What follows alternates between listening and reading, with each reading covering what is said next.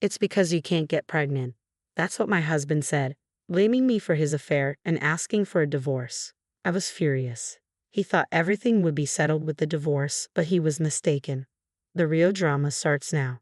My name is Susan. I'm 43 and divorced a few months ago. My ex-husband, David, is 48 and we didn't have any children. Sadly, the reason was on my end, but the original cause was partly David's fault too. We married when I was 33, already close to the age for high-risk pregnancy. I wanted to start trying for a baby as soon as possible. I went to the gynecologist to make sure there were no issues with my health. Unfortunately, David got a big project at work, making it impossible to try for a baby. He was assigned to set up a new branch office in another state and had to stay there during the week, only returning home on weekends. David asked me, I'll try to come home on weekends, but if we have a kid, you'll be mostly on your own. Are you okay with that? Not feeling confident about managing alone, I hesitated to answer. We couldn't count on help from our families either, as they lived far away. Believing David's words that he might return in a year, I gave up on trying for a baby for the time being. But his assignment ended up lasting 3 years. When he finally returned, we eagerly started trying to conceive, but with no success. A re-examination at the hospital revealed that my ovarian function had declined, likely due to aging. Though there were options like hormone therapy, the chances of pregnancy were slim. I was devastated but knew it wasn't David's fault. He apologized repeatedly. I suggested that we keep trying naturally and enjoy life, just the two of us, and he agreed. However, David's attitude began to change over time. Seeing families out together, he would say enviously, "That must be nice, the perfect family picture." His words also grew harsher. There are several single mothers at my work who manage despite everything. They get support from the government. You should have just gone for it, he would say, indirectly criticizing my reluctance. Certainly, such women are increasing, and I respect them very much, but I didn't have the confidence to do it myself. Was it my fault? After about 5 years of tension, David suddenly asked, "What do you think about adoption?" "Adoption? That's out of the blue," I replied. "Well, I know a girl who got pregnant before marriage. Why don't we adopt her baby?" he suggested. Stunned by his bizarre proposal, I was silent until he explained, "I just really want a child." When I heard that girl got pregnant, it immediately came to mind. Adoption, huh? I hadn't considered that, I thought. But something about what he said nagged at me. A girl? An acquaintance? I'd understand if it was a relative, but what does he mean by a young girl acquaintance? Trying to sound casual, I asked, "Oh, so she's young." He replied, "She's just 24, a beautiful girl, so the baby inside her is sure to be healthy and attractive too." Could she be someone from his office? But would a woman in her early 20s discuss such a personal matter with a male boss over 45? Or could she be his mistress? That's when I first suspected he might be cheating. Observing him, I noticed several suspicious behaviors. He was constantly glued to his cell phone, coming home late, wearing underwear I hadn't bought, and faint traces of sweet perfume.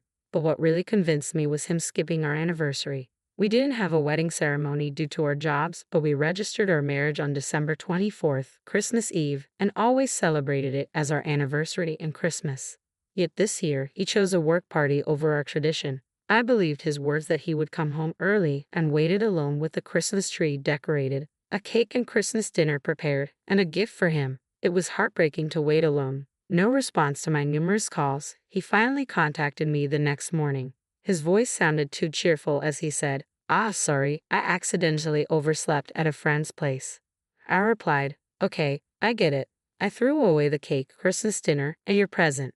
He casually responded, "Oh, what a waste. No need to sulk just because I miss our anniversary. I'll make it up to you." I retorted, "No, it's fine. You might as well not come back home. Why not live with the person you were with last night?" He seemed to be still intoxicated or lost in the memories of last night, saying, "Hey, don't say that. Besides, her apartment is small," unknowingly digging his own grave. "I'm going home early tonight, Susan. Forgive me," the old man apologized to me in a brusque tone, which made me want to vomit. That evening, my husband came home with a face as if nothing had happened and again began talking about the adoption. "Let's start the process soon. She wants to decide quickly." I asked, "Why are you so eager to adopt a stranger's child? What about her partner or parents? Can I talk to her or her parents first?" He became flustered and stammered, "That's because Ah, right, the guy ran away. And apparently, she has no parents. I decided to test him. I'm sorry, but I'm not interested in raising a child born from a reckless woman and a foolish man, I said. He blurted out in anger, What? You're insulting me and Sarah. There, he fell right into my trap. Realizing his affair was exposed, he finally understood. You could have just asked for a divorce, but making me raise your and this Sarah girl's child? That's called cunning. Apparently, Sarah, unable to raise a child but still wanting to give birth, had convinced him of this plan. He said, It's your fault for not being able to have kids. You should be grateful I'm letting you raise my child. That was it. I snapped and said clearly, Then let's go to court and see who's right. He lost his temper too. Fine. I don't want to see your face again. Divorce? Get out. Hearing that, I placed the divorce papers I had received earlier in front of him. Caught off guard, he signed them, unable to back down. I didn't want to spend another second with him. I gathered my essentials, filed the papers, and went back to my parents' house. A week later, he called me. Your stuff is still here. Pack it up and get out. Take everything. I informed him I'd come with my lawyer over the weekend. Shocked by the mention of a lawyer, he reluctantly agreed. When I threatened to go to his office unless we settled on alimony and property division, we eventually agreed on a settlement of $150,000 in total. But the next day, on my way back from a part-time job, a young woman approached me. It was the infamous Sarah. She was David's type, short with long hair and cute, but her heavy makeup made her look tacky. I can't pay it all at once, she yelled in a shrill voice as soon as she opened her mouth. It's none of your business. David agreed to pay in front of the lawyer, I replied. He actually hesitated, but he didn't want to deal with me any longer and eventually gave in. Why did you call me there? She demanded. That's something you should ask David, I said, unimpressed. Rest, she mumbled. I thought we could just ditch the alimony sneakily. So she planned to make partial payments and then disappear by moving or changing jobs. Well, sorry for you, but you can live in that house, right? I remarked. That's David's house, isn't it? What about the mortgage? She asked. It's in David's name, and the mortgage is fully paid off, I informed her. Well, I guess that's okay then, she said, backing off with a tone that suggested she was up to something. I think she is up to something, but whatever it wasn't my concern anymore. 2 years later, David contacted me. Please lend me some money, he begged. What? I asked in disbelief. Those two are spending like crazy, he exclaimed. Apparently, Sarah's mother had conveniently moved up to the city and was staying in that house. According to Sarah, David wanted a child, so I gave birth, but I never said I'd raise it. Once she realized she couldn't pawn the child off on me, she said, Raising a child is hard, so I'm calling Mom, and brought her mother from the countryside. David initially welcomed her, thinking she'd help with the childcare, but it turned out neither she nor Sarah was doing much parenting and instead spent their time frolicking. Well, knowing her mom, that figures, I said, unimpressed. Then David, who still seems to like Sarah, suddenly yelled at me. Don't insult Sarah, he suddenly yelled at me. She agreed to marry an old man like me and even had my child. It's all your fault for not being able to have kids, he accused, bringing up the past. Okay, I can't argue with that, but can I say something? I asked. What now? He grumbled. Remember when I went for a fertility check 3 years ago? You were tested too, remember? I reminded him. Yeah, I guess, he recalled. I went to hear the results alone. Actually, they said you had issues too, I revealed. What? He gasped in shock. The gynecologist had mentioned that for his age, David's sperm quality was quite poor, making pregnancy unlikely even if I had no issues. I had learned of my problems first, so I assumed I was the main cause and didn't want to hurt him by revealing his results. That can't be. Sarah got pregnant, he argued in denial. Whether it's your child or not, I don't know, I said, silencing him. His reaction suggested he might have had doubts himself. I rubbed salt in his wound. Even if a DNA test proves it's not your child, it might not change anything. What do you mean? He asked, confused. The child is over a year old, right? I pointed out. So what? He pressed. Current law doesn't recognize paternity disavowal suits filed after a year since birth. I explained. If discovered after a year, a different lawsuit is needed, often leading to disputes. Even if a DNA test proves no biological relation, there's a chance of losing the case. Why? The test clearly shows it's not my biological child, he protested. Well, there's a Supreme Court ruling. Even after divorce, the man had to pay child support. I explained thoroughly. Hearing this, David just muttered, "It can't be, it's not true," in a trembling voice. Sorry for your troubles. According to neighbors, those two, or rather three, are constantly battling every day. It's unclear if the child is David's or not. We're getting divorced. Get out, sell this house and pay child support. I'm never leaving. You get out. Such arguments are heard daily, and they're reportedly quite intense. They've had the police called on them multiple times, and both women have even been detained. As for me, I'm currently living with my parents. I don't know what the future holds, but I'm enjoying my single life, keeping busy with work and hobbies. All right, everyone's presentations are done, Nick, the manager, said as he tried to move the discussion forward. Excuse me, I haven't. I recently found out something. Nick interrupted me and began to speak. There's apparently someone in this department who didn't graduate high school and is just a part-timer. Meetings should be for employees only. Absolutely right. His lackey, Mike, of course, agreed with Nick. I'm leaving. After leaving the meeting room, I started to shut down my computer. I noticed that an email had arrived, not in my personal inbox, but in the company's shared email. Thinking, there's no point in speaking up, no one will listen, I went home quietly. The next day, I heard a commotion from Nick's desk. He was staring at his computer screen, his face pale. Nick! Is something wrong? Mike looked at the screen with him. And he turned even paler than Nick. Why is he so angry? Knowing the reason for Mike's distress, I thought to myself, serves them right. My name is Adam. My mother passed away when I was in the 9th grade, and I was raised by my father. Well, you could hardly call it being raised. After my mother passed, my father changed. He drowned his sorrows in alcohol, and though he still went to work, he squandered our living expenses on horse racing. Because of that, I had to start working part-time as soon as I entered high school.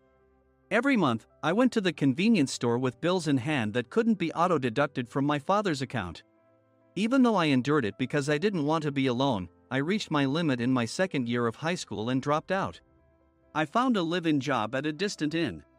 Thank you for everything. The day I left home, my father, still staring at the TV, spoke. Take care. That was our last conversation.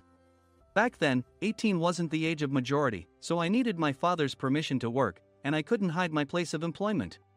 Yet, my father never visited me even once. I kept working just to survive, and before I knew it, I was 42. Years of hard work paid off, and I was transferred to the headquarters. I was thrilled to be recognized by the company, as I thought I'd be working in the field until retirement due to my lack of formal education. Listen up. Our work can change the future of our employees. Don't drag us down. On my first day after the transfer, Nick, dressed in an expensive suit, spoke sternly. There was a reason for this. Our inn was located in a prominent tourist destination, known so well that everyone in the state could sing its commercial jingle. At its peak, we had 5 locations within the state. But that was long ago. Due to financial difficulties and aging facilities, only the place where I had worked for many years and the original establishment remained. I was prepared to lose my job anytime, but now there was a glimmer of hope. With the rise of social media, the tourist area where the inn was located started gaining attention again. Depending on how hard the sales department, where I was transferred, worked, we could either thrive or be forced to give up this prime location to the new hotel chains continuously popping up. For Nick, who had switched careers from another industry to strengthen our sales, this was a battle he couldn't afford to lose. I understood why he had to be strict. I will do my best. Nick sneered at my enthusiastic declaration. Did you not hear what I said? I'm sorry. I thought I was listening carefully. Out of habit from years of customer service, I apologized reflexively, though I had no idea what had offended him. Someone was watching me with a smirk. In this department, there are those who are expected to excel and those who have been shoved here because they have nowhere else to go. You are the latter. It was Mike, the section chief. He's 7 years younger, at 35. But he was called to headquarters much earlier than I was and had been moving around within the headquarters ever since. I'm not jealous, but I can't accept that he's my boss. Graduating from a prestigious university, he has an unusually high pride and caused many problems as a newbie, making things very difficult for me when I was the front desk leader. When I found out Mike was transferred to the sales department a month before me, I was disheartened. Mike is right. With just a middle school diploma, there's not much you can do. Don't even think about achieving results. As if I didn't exist, Nick remarked, I'm thirsty. Mike eagerly ran to the coffee maker. It seems Mike is Nick's lackey. I regretted being happy about my transfer to headquarters, wishing I had stayed on site forever. Send a direct mail to every company on this list by the end of the day. Nick only assigned me tasks that even a new graduate could handle. What? There are over 1,000 companies. You want me to send to all of them by today? Yes, if you and your fellow misfits split the work, even those with nowhere else to go should finish by today. I glanced at the employees typing away expressionlessly. They were worn out from customer service, only thinking about leaving on time, or were women reassigned after having children, with zero motivation for work. Even Sam, a new graduate from the same university as Mike, who was supposed to be among the expected achievers, had no enthusiasm for the job, having joined the company wanting to do customer service. I don't care what they say, I plan to quit anytime, he said. Only Nick and Mike were highly motivated, making all the decisions between the two of them. I originally only wanted to work at the inn to survive and had no particular attachment to this job. I swallowed my words, thinking I had no right to reprimand them. About a month after the transfer, Nick told us with a frustrated look. To commemorate the 50th anniversary, we've decided to create a plan exclusive for one group per day. Originally, Mike and I were supposed to come up with it, but our president, Mr. Thompson, insists on hearing everyone's opinions. So, you all get a chance. As Nick explained, Mike began handing out prints. Make sure not to embarrass Nick. If your ideas are half-baked, you'll have to redo them. It seemed that they had printed his handwritten notes by Mr. Thompson, which included several questions and a section for free responses. It made sense why Nick had to seek our input, given that all responses had to be submitted to Mr. Thompson. We were given a week to think about it, and a meeting was scheduled to compile our ideas. My plan is to let guests enjoy both the old and modern America. Nick began the presentations. Guests would watch a master confectioner at a nearby traditional sweet shop make sweets in front of them. The welcome drink would be premium tea in a bottle. Nick's plan was certainly attractive. After his presentation, Nick called on us to present in the order we were seated. Just as I stood up for my turn. All right, everyone's presentations are done. Excuse me, I haven't. I recently found out something. Nick interrupted me.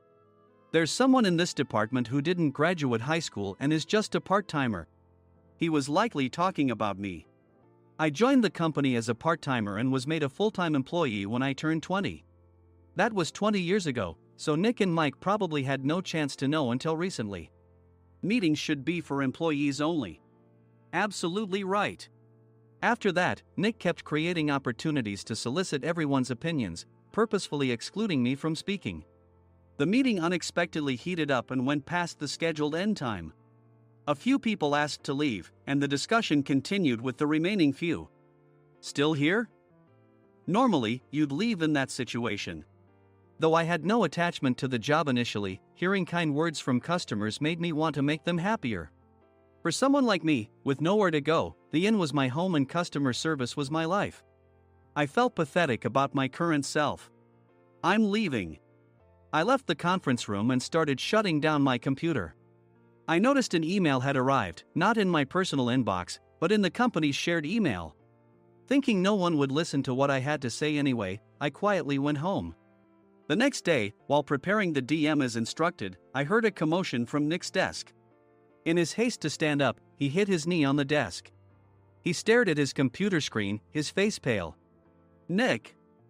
What's wrong? Mike, thinking he should be the first to rush over, approached Nick while still wearing his coat. He peered at the screen with Nick. And he turned even paler than Nick. Why is he so angry? Who is responsible for this company? Nick, more irritated than ever, asked, and Mike answered without checking. Probably Sam. Sam wasn't there because he was attending a morning training session for new hires. Nick gave up on getting angry and returned his gaze to the screen. They were looking at an email that arrived right after the end of the working day yesterday. Apparently, no one, including me, had checked it before leaving. The email was from a large company that used us for their annual employee trips. The president and executives of that company also frequently used our services personally. President of the company, Mr. Mason himself, had declared that neither he nor his company would ever use our services again. Well, some companies cancel their employee trips or stop using our services due to financial struggles. Let's just move on. Mike kept wiping the sweat from his forehead with a handkerchief. Knowing why Mike was so agitated, I quietly watched their interaction. Do you know how much revenue we get from that company? We can find other guests to fill the rooms, but we'll lose the banquet costs, gift shop revenue, rental car fees, and more. Moreover, the gifts were supposed to be prepared by the traditional confectionery shop involved in Nick's proposed plan. If it's known that we incurred such a huge loss at this critical time, Nick's position in the company would be jeopardized. Nick took a deep breath, seemingly trying to calm himself. All right, Mike. Go to New York right now and apologize to Mr. Mason. What? You're coming with me, right? I have urgent work to do. I trust you, which is why I'm entrusting this to you. Please. Mike, believing Nick's sincerity, agreed with a determined look on his face, saying, yes. That's Nick for you. Even if Mike went to apologize, Nick would shift all the blame onto him if the client didn't change their mind. Well, it was Mike's fault to begin with, so it served him right. About 3 hours later, Sam answered a call from somewhere and repeatedly apologized, saying, I'm very sorry. Everyone watched to see what was happening. After ending the call, he informed Nick with a weary tone.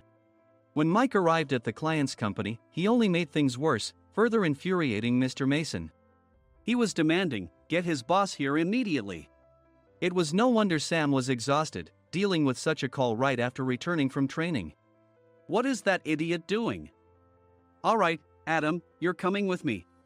If sacrificing Mike didn't work, then I must be next. Normally, I'd want to refuse at all costs, but I saw an opportunity in this situation. If I can be of assistance, I'd be happy to join you. I obediently followed Nick, and we flew to New York. When we introduced ourselves at the reception, it became clear how serious the situation was, as the receptionist personally escorted us to the president's office. Angry voices leaked through the door, making both Nick and me uneasy. Excuse me. I'm Nick, the supervisor. I understand my subordinate has caused you trouble, and I deeply apologize. Nick, with his experience in the corporate world, knew enough to offer an apology before excuses.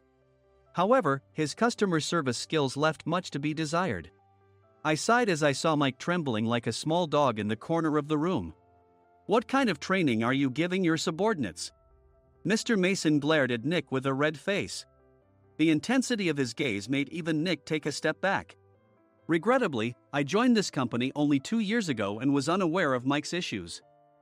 I should have identified his shortcomings sooner. Indeed. I should have realized sooner. No sensible person would come to apologize and then give a lengthy presentation on the drawbacks of not using their in. Nick froze, his mouth slightly open. Suspecting the worst, I picked up the documents that had fallen to the floor. It seemed Mike hastily prepared these documents on the plane, listing the disadvantages. Disadvantage 1: if you change the venue for the company trip, employees might suspect it's for cost-cutting reasons, leading to a negative impression. Reading it aloud half-jokingly, Nick snatched the papers from my hand and checked the contents with a furious expression. Among the stack of documents was a receipt from a nearby convenience store's copy machine. I felt a pang of dread, hoping he hadn't shown the receipt as well. What do you think he said when I asked what kind of nerve he had to do this? I'm very sorry. Faced with the dire situation, Nick must have thought there was nothing left to do but apologize. In a voice smaller than I'd ever heard from him, he uttered words of apology. He said, I'm a Harvard graduate. I don't believe I said anything wrong. Mike, what have you done? Forgetting his plan to pin the blame on Mike, Nick yelled loudly, even in front of Mr. Mason. I didn't do anything wrong. You're still saying that? Look at him. Mike pointed at me with a shaking hand. I was assigned to headquarters in my 20s and now I'm a section chief. This guy only made it to headquarters at 42. Everything I've done proves I was right. So why are we losing the contract? Having said his piece, Mike collapsed to the floor. Of course. You were sent there because you had nowhere else to go. Mike never expected to hear such words from someone he looked down upon. He lunged at me, and Nick hurriedly stepped in to stop him. Mr. Thompson told me Mike is a quick thinker, and to take good care of him. There's no way he was pushed aside. Don't make things worse here. He didn't say quick thinker, he said only quick-witted, didn't he? I don't remember that part. I recalled the many troubles Mike caused when he was a newbie. When Mike was on the front line, his pride was so high that he never apologized to customers. Customer service, especially in our job, doesn't work alone. It brings both good and bad situations. If the front staff or housekeepers made mistakes, or the cleaning company didn't properly clean a room, one had to apologize to the customers regardless of personal fault. Mike, in such situations, would never apologize, insisting he wasn't at fault.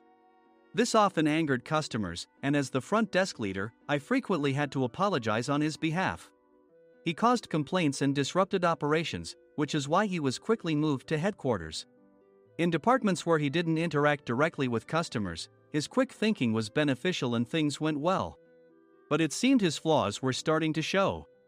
Corporate reservations are supposed to be entered into the system by the sales representative. But a quick check yesterday revealed that more than 10 items were missing from the client's reservation. The handover document clearly stated what needed to be prepared. Why didn't you enter it into the system? Why do we have to give them special treatment? Filling rooms near the banquet hall, setting up all the food in advance. Specifying the brand of wine, they're too demanding.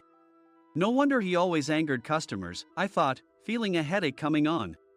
Grouping them in rooms near the banquet hall is for our benefit too. It makes it easier for the staff to set up beds and serve breakfast since everyone's schedule is synchronized. As for the other requests, Mr. Mason suggested them to lighten our load. I didn't know that. Nick finally seemed to realize that Mike was the one who had angered the client. What did you say to them? I just told them we wouldn't give them special treatment anymore. We shouldn't waste effort on things that don't bring in money. I was utterly exasperated at his lack of understanding of customer service. Of course, we shouldn't comply with unreasonable demands. But carrying over successful practices from past stays makes customers feel remembered and enhances their experience. Good memories encourage repeat visits. That's part of our job. I looked down at Mike, who was sitting on the floor. In our job, nothing is a waste. Mr. Thompson likely moved you to the sales department, hoping you'd finally understand this. How do you think he feels now that you've failed to meet his expectations? Mike, tears in his eyes, fled the president's office. I was amazed he still hadn't apologized. You have it tough, Adam. It's okay, we're all employees of the same company. I deeply apologize for this disrespectful incident. Especially after all the care you've shown us. If it weren't for you, Adam, I really would have stopped staying here. When I heard you were moving to the sales department, I was willing to reconsider if you handled it. Seeing us talk so amicably, Nick's face contorted. Do you two know each other? Adam's service is excellent. I always requested him specifically. Normally, we don't accept specific staff requests, but we made an exception for Mr. Mason, adjusting my shifts accordingly. He had personally stayed at our hotel just before my transfer, and during casual conversation, I mentioned, I'm moving to the sales department soon. If I hadn't told him then, things could have been much worse. Please continue to take care of us. I look forward to it. On the return flight, Nick awkwardly offered me a can of beer. It's still working hours. Of course, I had no intention of forgiving him for a single beer. Nick might try to pin everything on Mike and avoid any consequences. While pondering this, a startling fact came to light. Nick, the tea bottles for the plan have arrived. I handed Nick a bottle labeled with our inn's name. They look good. What are you talking about? These are plastic bottles. I had assumed we would use the trendy, high-end bottling tea. But what arrived were ordinary plastic bottles of tea with customized labels. The only unique aspect was the label, which had the inn's name, making it look customized. Upon further investigation, I discovered that a substantial amount of money was set to be paid to the tea company. It was priced like bottling tea. Does this plastic bottle really cost $100 each? The tea inside is specially blended for us. The extra cost is for that. Wouldn't it be better to use another tea company? Or is there a specific reason we must use this one? As Nick continued to make excuses, I showed him a printed email.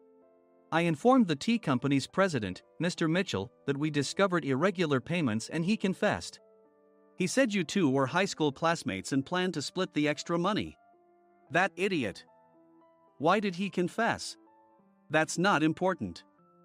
You should worry about yourself, this could turn into a police matter. Opening the bottle cap, I suggested. How about calming down with this tea? It supposedly has a relaxing effect. Nick drank the tea frantically.